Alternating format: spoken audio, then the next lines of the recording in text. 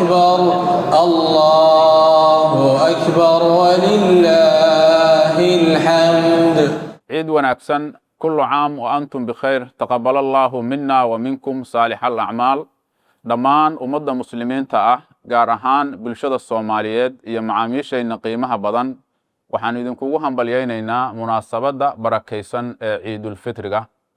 Allah ha naga aqbalo acmaashii wanaagsaneed ee aanu soo gudannay bisha barakaysneed ee Ramadaan. Waxaan Allah ka baryaynaa inuu ciidan ciideeda inagu gaarsiiyo caafimaad qab, cibaado suuban, barwaaqo, nabadgelyo iyo horumar waara. sidoo kale munaasabadan farxadda leh waxayna xasuusinaysaa qiimaha walaaltinimada, iscaawinta iyo inaan garab u naqanno bulshada tabaalaysan. waxaa muhiim ah inaan si gaar ah isu xasuusino inaan u gurmanno walaalahayna Soomaaliyeed ee ay saameeyeen abaaraha iyo duruufaha kale si aan u muujinno naxariis, midnimo iyo istaageerid.